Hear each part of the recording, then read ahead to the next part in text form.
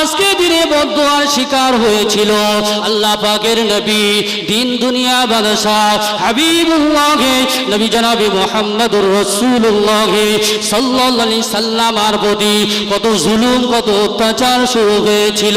ও ভাইজানেরা, আবু জেহেল তিনি বড় শত্রুতা করত নবীকে মারার জন্য, কত ইনসাফি কাজ বিনসাফির হিসাবে তারা মান্যতা দিত। নবী যখন সাহাবায়ে কেরামদেরকে নিয়ে আজকে দিনে সাহাবার হিসাবে আলাপ আলোচনা করতেন, তিনি সমস্ত ইসলাম শরিয়াতের কথাগুলো বলতেন। আবু জেহেলের চিন্তা ভাবনা ছিল মুহাম্মদ যেন কালেমা প্রচার না করতে পারে, সর্বদা নবী ধ্বংস হোক। আবু জেহেলের এই চিন্তা ছিল কখন দুনিয়ার বুক থেকে সরিয়ে দেব, আবু জেহেলের এই চিন্তা ছিল।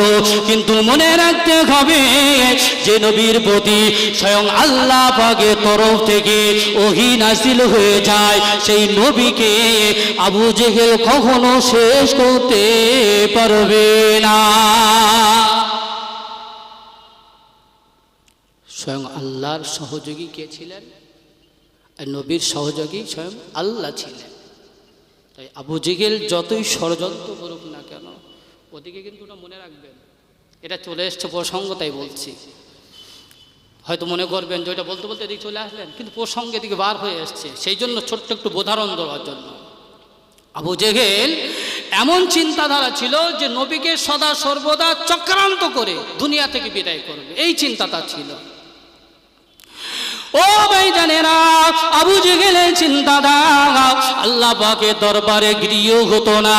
আজকে দিনে আল্লাহ নবী যখন সাহাবায়ে কেরামদেরকে নিয়ে তালিম দেওয়া শুরু করে দিয়েছিলেন, আবু জেহেল মনে করেছিল মুহাম্মদ এমন একটা ধর্ম প্রচার করতে যায়, এই ধর্মটা প্রচার করতে দিলে তাহলে আমাদের দলবলের লোকেরা আজকে দিনে তারা সব মুহাম্মাদের দলে চলে যাবে, মুহাম্মাদের কালেমা পড়ে তারা মুসলমান হয়ে যাবে।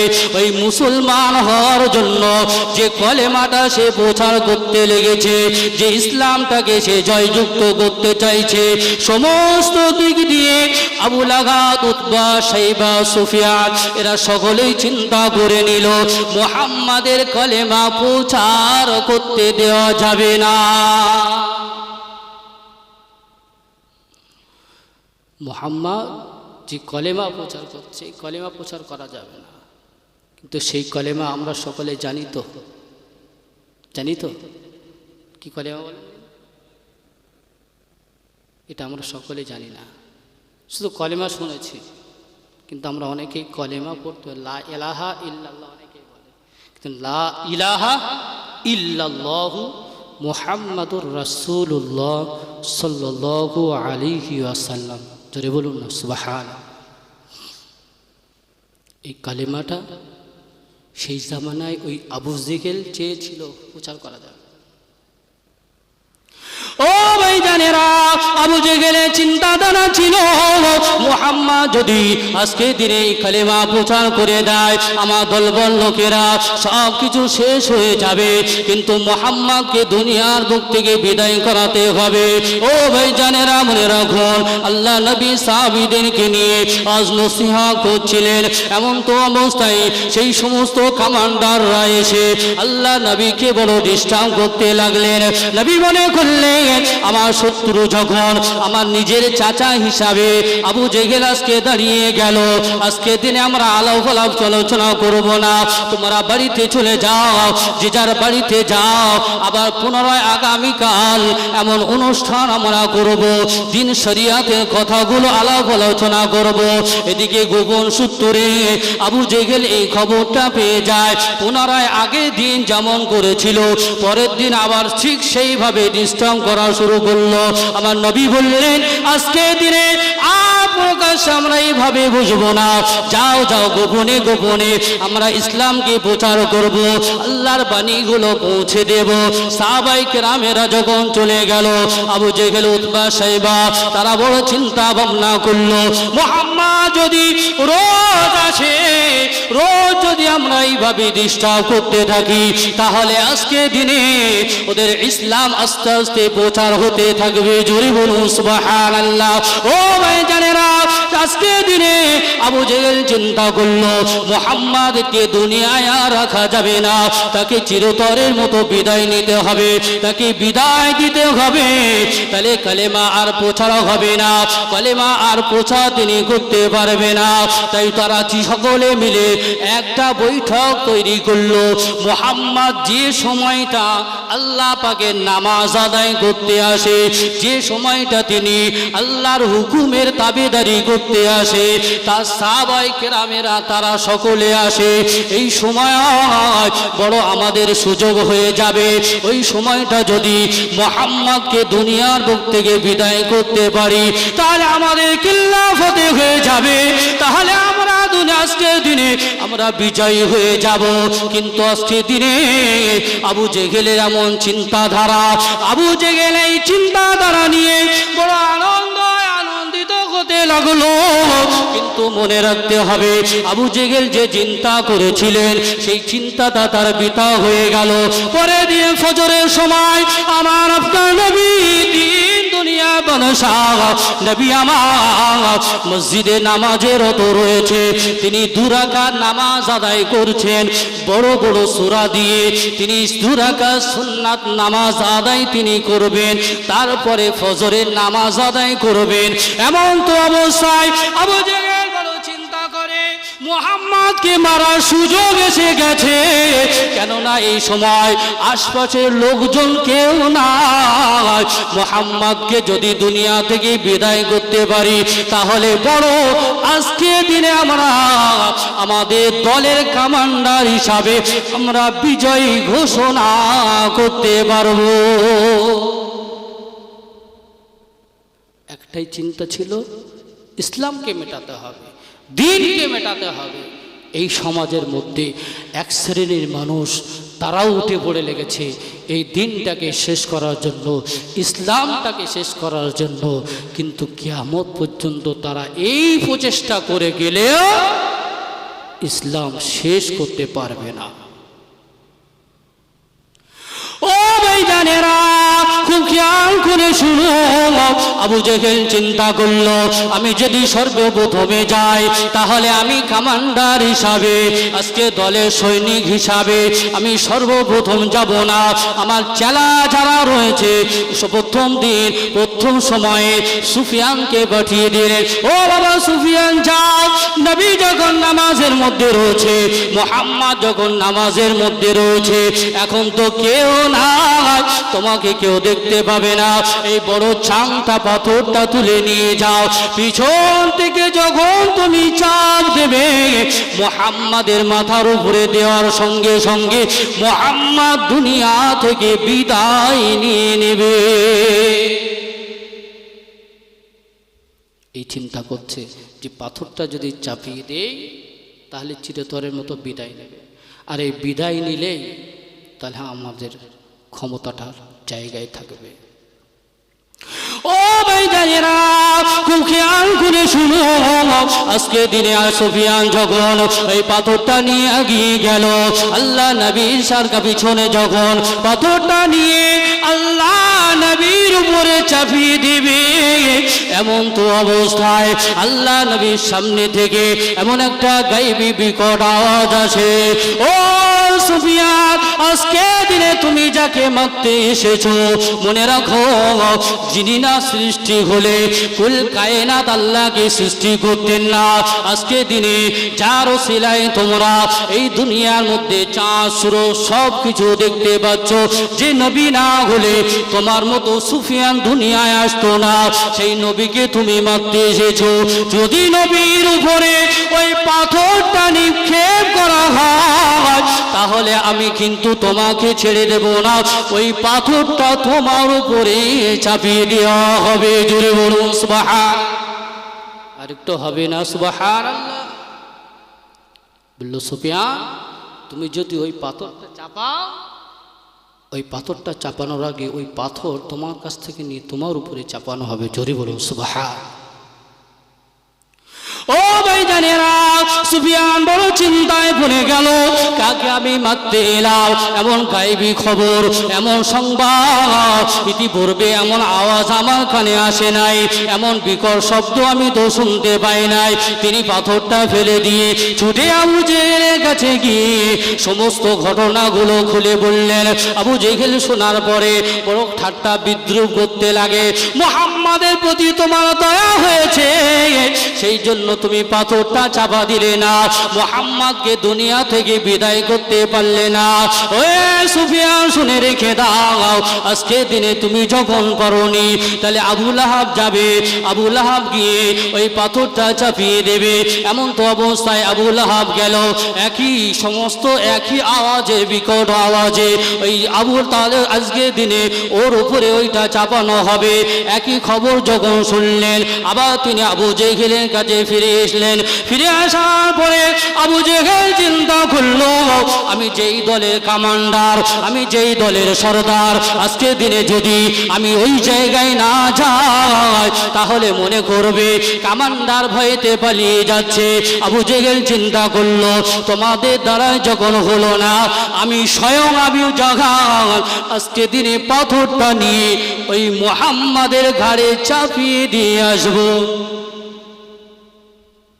তোমরা তো পারলে না, কিন্তু আমি যাব, আমি পাথরটা চাপিয়ে দিয়ে আসবো, তোমরা কেউ আমাকে রক্ষা করতে পারবে না। বলল, হ্যাঁ আপনার ক্ষমতা আছে, আপনি তো আপনাদের কমান্ডার, ঠিক আছে আপনি যান।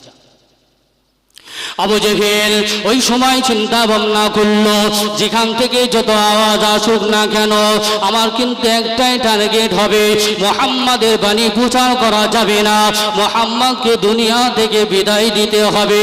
তাই পাথরটা তিনি তুলে নিয়ে নবী পাকের পিছনে গিয়ে দাঁড়িয়ে পাথরটা যেমনি হাত দ্বারায় উঁচু করলেন, উঁচু করার সঙ্গে সঙ্গে বিকট একটা চেহারার মানুষ আল্লাহ নবীর সামনে দাঁড়িয়ে গেলেন। এমন তো অবস্থায় নবী যখন নামাজে রত রয়েছেন, নামাজ অবস্থায় কি হচ্ছে নবী আমার জানে না, কিন্তু এটা বোঝা যায় আল্লাহ নবীর পিছনে যখন ওই আবু জেহেল বড় পাথরটা তুলে নিয়ে আল্লাহ নবীর উপরে চাপানোর চেষ্টা করে, ওই সময় সামনে থেকে বিকট চেহারার মানুষটা একটা বিকট আওয়াজ দিয়ে বলেছিল, আবু জেহেল তুমি যাকে দুনিয়া থেকে সরাতে এসেছো, যাকে দুনিয়ার বুক থেকে বিদায় করতে এসেছো, শুনে রেখে দাও, আজকে দিনে যদি ওই পাথরটা ওনার উপরে চাপানো হয়, তাহলে তোমার দুনিয়ার বুকে আর বেঁচে থাকার অধিকার থাকবে না। যদি ওই পাথরটা তুমি চাপাও, তোমার দুনিয়ায় বেঁচে থাকার আর অধিকার থাকবে না। আবু জেহেল চিন্তা করলো, কোথা থেকে আওয়াজটা এলো, এমন বিকট চেহারার মানুষ ইতিপূর্বে তো আমি দেখিনি। পাথরটা ফেলে দিয়ে আবার আজকে দিনে আবু জেহেল ওই দলবলের দিকে এগিয়ে যায়। নিজে চিন্তা ভাবনা করে, আমি তো নিজে কমান্ডার হিসাবে তাদেরকে তুচ্ছ-তাচ্ছিল্য করেছিলাম, আমি যদি আবু জেহেল আবার যদি সেখানে ফিরে যায়, তাহলে আজকে দিনে তারা বলবে কমান্ডার হিসাবে তোমার কোনো যোগ্যতা নাই। স্বাভাবিক, আমাদের মধ্যে যদি কেউ শক্তিশালী থাকে, সে যদি পরাজিত হয়ে আসে, তারপরে কেউ কি মানবে? নেতা বলে মানতে চাইবে না। ও ভাইজানেরা, আজকে দিনে আবু জাহাল চিন্তা করলো, প্রথমবার গিয়েছিলাম, হয়তো এমন তো অবস্থা হতে পারে, ওদের কথাগুলো শুনেছিলাম, হয়তো আমার মনে সেই ভয়টাও হতে পারে। তাই চিন্তা ভাবনা করে নিয়ে তিনি চিন্তা করলেন, পুনরায় আবার যাব, মুহাম্মাদকে দুনিয়া থেকে বিদায় করে দেব, মুহাম্মাদকে দুনিয়ায় আর বাঁচতে দেব না। এমন চিন্তা ভাবনা করে পাথরটা যখন আবার তুলে নিয়ে আল্লাহ নবীর পিছনে দাঁড়ালেন, তখন একটাই কথা আওয়াজ চলো, এ আবু জেহেল, আজকে দিনে যাকে তুমি মারতে এসেছো, একটাবার তোমাকে সাবধান করে দিলাম, দ্বিতীয়বার যখন তুমি পাথরটা তুলেছো, ওই পাথর কিন্তু আর নিচে থাকবে না, তোমার পাথার উপরে চাপানো হবে। জোরে বলুন সুবহানাল্লাহ। শুনলে বড় অবাক হয়ে যাবেন। আমার নবীর সহযোগী হিসাবে আল্লাহ পাকের তরফ থেকে আল্লাহ পাকের ফেরেশতা জিবরাইল আলাইহিস সালামকে আল্লাহ পাক পাঠিয়ে দিয়েছিলেন। ও জিবরাইল, যাও যাও যাও, আমার হাবিব নামাজে রত রয়েছে। আজকে দিনে আবু জাহাল বড় দুষ্টামি করবে, বড় বেয়াদবি করবে, যাতে আমার হাবিবের কোনো ক্ষতি না হয়, আমার হাবিবের যেন কোনো কষ্ট না হয়। গাইবি আওয়াজ দিয়ে তুমি আজকে দিনে আবু জেহেলকে সেখান থেকে সরিয়ে দেবে। এই গাইবি আওয়াজটা স্বয়ং আল্লাহ পাক জিবরাইল আলাইহিস সালামের মাধ্যমে পাঠিয়ে দিয়েছিলেন। আবু জেহেল এমন বড় চক্রান্তবাজি ছিল। সেই আবু জেহেলের বিষয়টা ইতিপূর্বে আপনারা অবগত আছেন। আবু জেহেলকে দুনিয়ার বুক থেকে শহীদ করে দিয়েছিল দুটো ছেলে। ওই আবু জেহেল নবীকে কুয়ার মধ্যে ফেলার জন্য তিনি কুয়া করেছিলেন, কিন্তু সেই কুয়ায় আল্লাহ নবী নিজে পড়েননি, ওই আবু জেহেল নিজেই পড়েছিলেন। আবার আমার নবী আজকে তিনি আবু জেহেলকে ওই কুয়া থেকে তিনি আজকে হেফাজতে নিয়েছিলেন। ওই কুয়া থেকে উদ্ধার করেছিলেন কে? নবী তো আপনারা জানেন, শুনেছেন। কিন্তু ওই চক্রান্তকারী যতই চক্রান্ত করেছে নিজে ততই বিপদে পড়েছে। জোরে বলুন সুবহানাল্লাহ। আজকে দিনে বদরের যুদ্ধ ঘোষণা হয়ে গেল। সেই সমস্ত সাহাবায়ে কেরামেরা আল্লাহ নবীর হাতে যারা হাত দিয়ে কালেমার বাণী প্রচার করেছিল, নবীর কালেমা যারা পড়ে নিয়েছিল, ওই সমস্ত ব্যক্তিদের মধ্যে সর্বপ্রথম যখন মদিনার পথ থেকে বদরের যুদ্ধ আসবে, সেই বদরের যুদ্ধে আসার সময় আল্লাহ নবীর সঙ্গে 313 জন সাহাবী ছিল। 313 জন সাহাবীকে নিয়ে বদরের ময়দানে 100 কাফিরদের সঙ্গে তিনি মোকাবিলা করতে আসে। কিন্তু 313 জন 1000 মানুষের সঙ্গে যুদ্ধ করতে আসবে। আজকে দিনে মনে রাখতে হবে, আল্লাহ নবী বড় আজকে দিনে কষ্টের মধ্যে রয়ে যায়। তাদের মধ্যে 1000 মানুষ আল্লাহ নবী চিন্তা করে, আমরা যে 313 জন আর তারা যে 1000 মানুষ, তাহলে তাদের সঙ্গে যুদ্ধই কিভাবে সামিল হয়ে যাব। আল্লাহ নবী দেখলেন আমাদের 313 জনের মধ্যে আমাদের যে দুখানা উট রয়েছে, আর কিনা যুদ্ধের জন্য যে তলোয়ার ব্যবহার হবে সেই তলোয়ারটা রয়েছে 8খানা। 313 জন, 2টো উট, 8টা তলোয়ার। ও ভাইজানেরা, কাফারদের সৈন্য ছিল 1000। ওই 1000 সৈন্যের মধ্যে তাদের সকলের কাছে উট ছিল, সকলের কাছে তলোয়ার ছিল। আমার আপনার নবী, নূর নবী, মায়ার নবী, এতিম নবী, নবী আল্লাহ পাকের দরবারে দুখানা হাত তুলে ফরিয়াদ করে, ওগো আল্লাহ পাক, আজকে দিনে এই বদর যুদ্ধের জন্য আমরা তৈরি হয়ে যাব, কিন্তু 1000 সৈন্যের সামনে আজকে দিনে 13 জন, এই 313 জনকে নিয়ে আমরা কিভাবে শহীদে অংশগ্রহণ করব।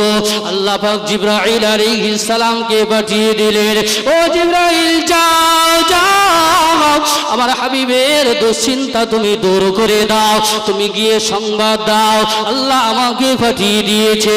আজকে মানুষ রূপে আজকে যুদ্ধের ময়দানে আমি 2000 সৈন্য সঙ্গে নিয়ে এসেছি। আল্লাহ জিবরাইল আলাইহিস সালাম আল্লাহ পাককে বলেছিল, আল্লাহ আপনার হাবিবের সঙ্গে আমাদের যুদ্ধ মোকাবিলার জন্য পাঠালেন, কিন্তু ওই 313 জনের মধ্যে আমরা কিভাবে থাকবো। আল্লাহ বলেছিলেন, ও জিবরাইল তোমরা যাও যাও, আমার হাবিবের সাহস জোগানোর জন্য সেই জায়গায় গিয়ে উপস্থিত হয়ে যাবে। তোমরা যাবে কি সহযোগী হিসাবে, সহযোদ্ধা হিসাবে তোমরা সেখানে দাঁড়িয়ে যাবে। আমার নবীর পাওয়ারটা আরো বেড়ে যাবে। জানবে জিবরাইল আছে, আল্লাহ পাকের ফারিস্তা গণিত আমাদের সঙ্গে রয়েছে, আমার হাবিবের যুদ্ধ করতে সুবিধা হবে।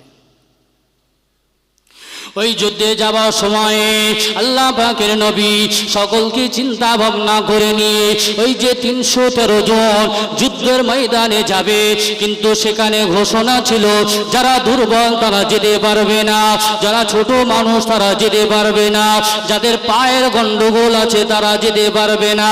সেই সমস্ত ব্যক্তিরা যাদের মধ্যে ক্ষমতা আছে, যাদের মধ্যে তাকওয়া রয়েছে, যারা ইসলামকে জয়যুক্ত করার জন্য তাদের মধ্যে ক্ষমতা থাকবে, ওই সমস্ত ব্যক্তিদেরকে আল্লাহ নবী একা একা করে দেখে। এদিকে এমন তো অবস্থায় একজন আম্মা যান, তিনি বড় কান্নার মধ্যে রত রয়েছেন, তারা 2খানা সন্তান, সেই সন্তান দুটো তারা চিন্তা ভাবনা করে আল্লাহ নবী তো ঘোষণা দিয়েছেন যায় মার কাছে যায়, যদি এই বয়সে আমরা যুদ্ধের ময়দানে অংশগ্রহণ করতে পারি তাহলে আমরা বড় ধন্য হয়ে যাব, আমরা বড় আজকে দিনে খুশি হয়ে যাব। সেই জন্য মায়ের কাছে যাওয়ার সঙ্গে সঙ্গে মা বলেছিল আজকে দিনে তোমার আব্বা তো দুনিয়ায় নাই, কিন্তু নবী যখন বদরের যুদ্ধের ঘোষণা দিয়েছে আমি বড় কান্না করি, কেননা আমার বড় ইচ্ছা ছিল আজকে দিনে যুদ্ধের ময়দানে যদি আমার স্বামী যুদ্ধের ময়দানে শহীদ হয়ে যেত তাহলে আল্লাহ পাকের দরবারে শহীদানের স্ত্রী হিসাবে আল্লাহ পাকের দরবারে আমি উঠতাম। যদি তোমার আব্বা শহীদ হতো তাহলে শহীদানের স্ত্রী হিসাবে আমি আল্লাহর সামনে দাঁড়াতে পারতাম, কিন্তু তোমার আব্বা তো আর হায়াতে নাই, তোমরা দুজনের মধ্যে তোমাদের তো বয়স তো কম, একজনের 10 বছর আর একজনের 8 বছর বয়স। আচ্ছা, এমন ছোট ছেলে যুদ্ধ নিয়ে যাওয়া যাবে? বাচ্চাদের তো অ্যালাউ নেই, তাই আল্লাহ নবী বললেন তোমাদের যুদ্ধ নিয়ে যাওয়া যাবে না। মার কাছ থেকে বিদায় নিচ্ছে, মা আপনি যদি অনুমতি দেন তাহলে আমি যাব, আর অনুমতি যদি না দেন তাহলে আমাদের যাওয়া হবে না। কিন্তু মা আমাদের শর্ত, হয় আমরা কাউকে জাহান্নামে পাঠিয়ে দেব, না হলে আমরা জান্নাতে চলে যাব, দুটো টার্গেট। মা বলছে কেন তোমার এই টার্গেট কেন? বলে শুনেছি নবীর নাকি একজন কষ্ট দেয়, তার নাম হলো আবু জাহাল, আর আমাদের দুজনের একটাই টার্গেট আবু জাহালকে দুনিয়া থেকে সরাবো, না হয়তো দুনিয়া থেকে আমরা বিদায় নেব, হয় আমরা জান্নাতে যাব না হলে ওদেরকে জাহান্নামে পাঠাবো। মা অনুভূতি দিলেন, খুশি হলেন। সন্তান নবীর সামনে 2 ভাই গিয়ে দেখছে যে নবী একের পর এক দেখছে বাচ্চার মধ্যে আছে কিনা। 2 ভাই চিন্তা করছে যে আমরা দুজন তো ছোট, এই দুজন ছোট, যদি আমরা সামনে যাই তাহলে আমাদের এক চান্সে বার করে দেবে, আমাদের আর যাওয়া হবে না। ও ভাই জানেরা, বড় ভাই ছোট ভাইকে বলে তুমি তো আমার 2 বছরের ছোট, আজকে দিনে তুমি যদি সামনের দিকে এগিয়ে যাও হয়তো তোমাকে বার করে দিতে পারে, তাহলে আমি সর্বপ্রথম এগিয়ে যাই।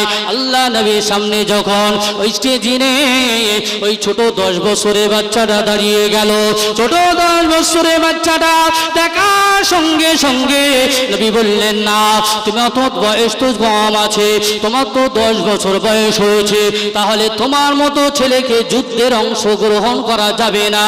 ওই সময় বলেছিলেন আমি আমার মায়ের কাছ থেকে বিদায় নিয়ে এসেছি, আল্লাহ নবী আপনাকে যে বড় কষ্ট দেয় তাদের মোকাবিলা করার জন্য আমার 10 বছর বয়স হতে পারে, মা আমাকে যুদ্ধে যাওয়ার জন্য আজকে দিনে আল্লাহ পাকের রাস্তায় আমাকে চালিত করে দিয়েছে। জোরে বলুন সুবহানাল্লাহ।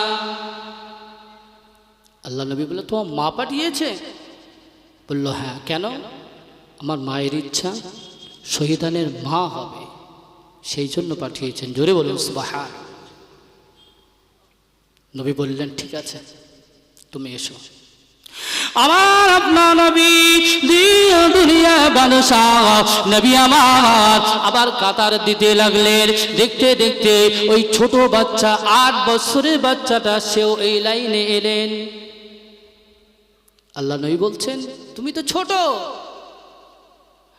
ওই সময় বাচ্চাটা বলেছিলেন ইয়া রাসূলুল্লাহ ইয়া হাবিবাল্লাহ, আজকে দিনে যে ভাইটাকে আপনি যুদ্ধে যাওয়ার জন্য অনুমতি দিলেন, ওই যুদ্ধে যাওয়ার জন্য যে ভাইটাকে অনুমতি দিয়েছেন উনি আমার মায়ের সন্তান। আমরা 2 ভাই এসেছি, ওর বয়স 10 বছর আর আমার বয়স 8 বছর। আজকে দিনে আপনি যদি আমাকে ওই যুদ্ধে অংশগ্রহণ করতে না দেন তাহলে আমার ভাই কেন একা যাবে, আমাকে নিয়ে যেতে হবে।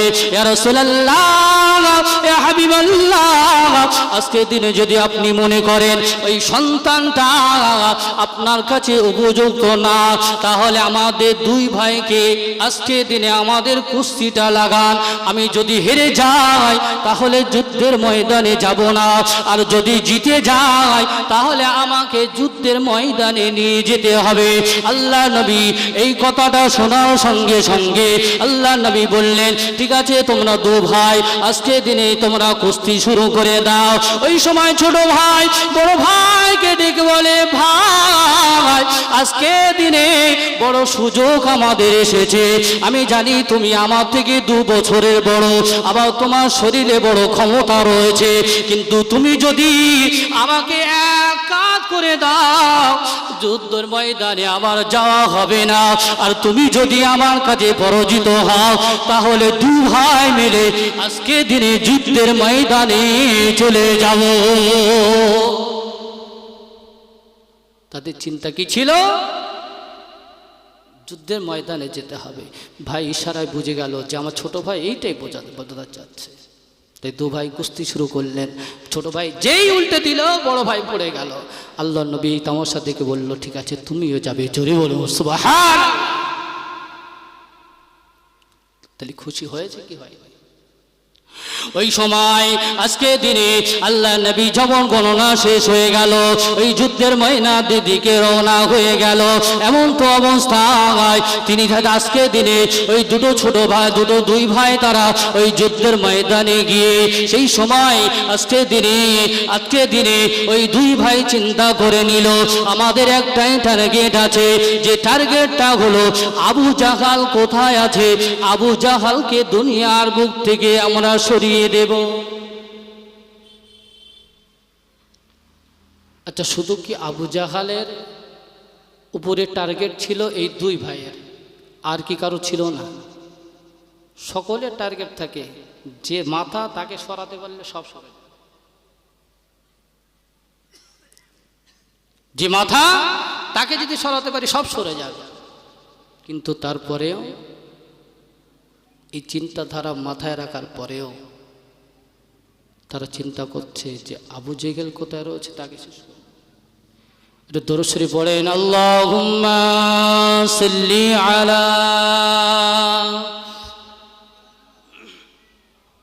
জোরে জোরে পড়েন না, ওয়া আলা আলি সাইয়্যিদিনা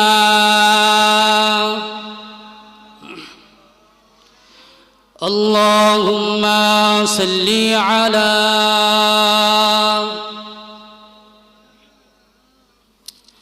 وعلى آل سيدنا।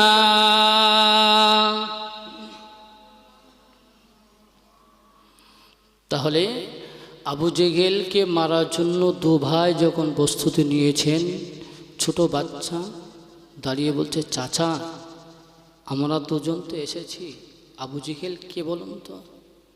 আবু জেহেল কে? আবু জেহেলকে আমরা জনমের মতো দুনিয়া থেকে বিদায় করিয়ে দেবো সেই নিয়াত নিয়ে এসেছি।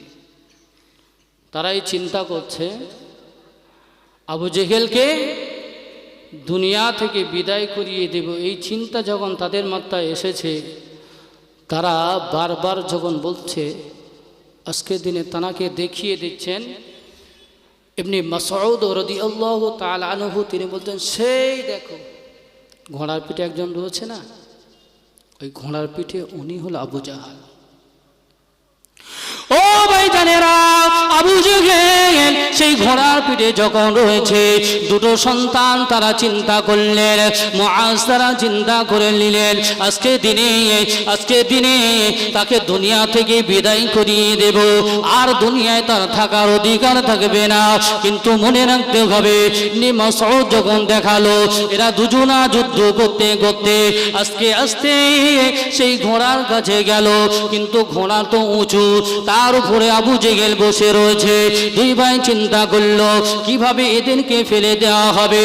ও ভাইজানেরা, ছোট ভাইটা ওই ঘোড়ার পায়ের উপরে যখন ছুরি চালিয়ে দিয়েছে, ঘোড়াটা যখন নিচে হলো, আল্লাহ পাকের ওই ছোট দুটো আল্লাহ পাকের ছোট বান্দা তারা দুজন চিন্তা করলো আবু জেহেলকে এবারে হত্যা করা যাবে। ওই সময় যখন আবু জেহেলের ঘোড়া আজকে দিনে নিচু হয়ে গেল, আর দু ভাইয়ের মধ্যে এক ভাই তলোয়ারটা নিয়ে আবু জেহেলের উপরে চাপিয়ে দিয়েছে। আবু জেহেলের উপরে চাপার সঙ্গে সঙ্গে আবু জেহেল ঘোড়া পিঠ থেকে ঝপ করে নিচে পড়ে গেল। জোরে হবে না সুবহানাল্লাহ। আবু জেহেল যে নিচে পড়ে গেছে, আবু জেহেলের ছেলের নাম ছিল ইকরামা। ইকরামা দেখলো যে আমার আব্বার উপরে ছুরির আঘাত লেগেছে, তাই ইকরামা থাকতে না পেরে ছুটে এসে ওই ছোট্ট বালকটার এইভাবে ছুরি চালিয়েছে। ও ভাইজানেরা, ইকরামা যখন ওই ছোট বালকটার উপরে ছুরি চালাতে শুরু করে দিল, ছুরি চালানোর সঙ্গে সঙ্গে একটা হাত কেটে গেল, কিন্তু হাতটা নিচে পড়ে না, চামড়াটা বেঁধে রয়েছে। এমন তো অবস্থায় তারা চিন্তা করে আমরা তো এসেছি হয় জাহান্নামে পাঠাবো, না হলে জান্নাতে চলে যাব। যদি মৃত্যুবরণ করি তাহলে আল্লাহ আমাদের জন্য জান্নাত রেখে দিয়েছে, আর যদি আমরা আজকে দিনে জাহান্নামে পাঠাতে পারি তাহলে আবু জাহালকে দুনিয়ার বুক থেকে বিদায় করতে পারলে আবু জাহাল জাহান্নামে চলে যাবে। কিন্তু যখনই ইকরামা দেখলো তার পিতার উপরে ছুরি চালানো হলো, ওই সময় তিনি চিন্তা ভাবনা করলেন আজকে দিনে আমার পিতার উপরে ছুরি চালিয়েছে। ইকরামা ছুরি চালানোর সঙ্গে সঙ্গে একটা হাত যখন কেটে গেল, ওই ছোট বালকটা হাতটা নিয়ে যুদ্ধের ময়দানে অন্যদিকে গেল, যুদ্ধের ময়দানে আবার ছুরি চালাতে লাগলো। জীবনে যত আশা ছিল আজকে দিনে আবু জেহেলের মতো মানুষকে ছুরি মারতে পেরেছি, সে তো বেহুশ হয়ে পড়ে গেছে, তাহলে দুনিয়া থেকে সে বিদায় নিয়েছে। ছোট বালক দুটো চিন্তা করলো, কিন্তু না না, হাতটা কেটে যাওয়ার পরে যে অংশটা ঝুলতে লাগছিল, আল্লাহ নবীর কাছে এসে বর্ণনা করে, ইয়া রাসূলুল্লাহ, ইয়া হাবিবাল্লাহ, আজকে দিনে যে হাতটা আমাকে কেটে দেওয়া হয়েছিল, ওই হাতটা কেটে দেওয়ার সময় আমার হাতটা ঝুলছিল। যখন দেখলাম আমার যুদ্ধের মধ্যে অসুবিধা হচ্ছে, হাতটা নিচে রেখে পাটা চাপিয়ে দিয়ে আমি পাটা চাপ দিয়ে ওই হাতটাকে ছিঁড়ে নিয়ে আবার যুদ্ধের ময়দানে শরীক হয়েছি। আর একটু জোরে হবে না? যুদ্ধের ময়দানে তারা হাত ছিঁড়ে ফেলল। আল্লাহ নবীর সামনে যখন গিয়ে বর্ণনা দিচ্ছেন, আল্লাহ নবী ঝরঝর করে কাঁদছেন। আল্লাহ নবী ঝরঝর করে কাঁদছেন, যে কি অবস্থা। আল্লাহ নবী যেই সংবাদ পেয়েছেন বলল, আবু জেহেলকে দুনিয়া থেকে বিদায় নিয়েছে? তারা বলল হ্যাঁ। ও ভাইজানেরা, আল্লাহ নবী দিন দুনিয়া বাদশাহ, তিনি বললেন ঠিক আছে, তাহলে যাও যাও, আবু জেহেল কোথায় পড়ে রয়েছে তোমরা আমাকে দেখাবে কি? ইবনে মাসউদ রাদিয়াল্লাহু তাআলা আনহু তিনি ছুটে গেলেন, কেননা বাল্যদেরকে তিনি দেখিয়ে দিয়েছিলেন অমুক জায়গা আবু জেহেল ছিল। ওই ছোট বাচ্চাগুলো তারা গিয়েছিল আবু জেহেলকে মারার জন্য, কিন্তু আবু জেহেলকে মারার জন্য যখন সেখানে গিয়েছিল, সেই নির্দেশনা ইবনে মাসউদের মধ্যে যখন ছিল, ওই সময় মাসউদ গিয়ে দেখলো কিনা আবু জেহেলের চোখটা পিট করছে। ওই সময় ইবনে মাসউদ মনে করেছিল, এই শয়তান আবু জেহেল, তুমি দুনিয়া থেকে এখনো বিদায় নাওনি। আবু জেহেলের বুকের উপরে এমনি মাসউদ চড়ে বসলেন। ওই সময় আবু জেহেল বলেছিল, কে তুমি পালোয়ান? এমন তো একটা জায়গা ইতিপূর্বে তোমার বসার সুযোগ হয়নি, আমি সব থেকে কামান্ডার ছিলাম, আর তোমার আজকের বড় সাহস আমার বুকের উপরে বসো। কিন্তু এমন অবস্থায় আমার কিছু করার নাই। ওই সময় ইবনে মাসউদ রাদিয়াল্লাহু তাআলা আনহু তিনি মনে করলেন এখনো পর্যন্ত এর লড়াই চলেনি, এর তাকব্বর কমেনি। ওই সময় ইবনে মাসউদ নিজের হাতের তলোয়ার দিয়ে আবু জেহেলের গর্দানটা কেটে দিয়েছিল।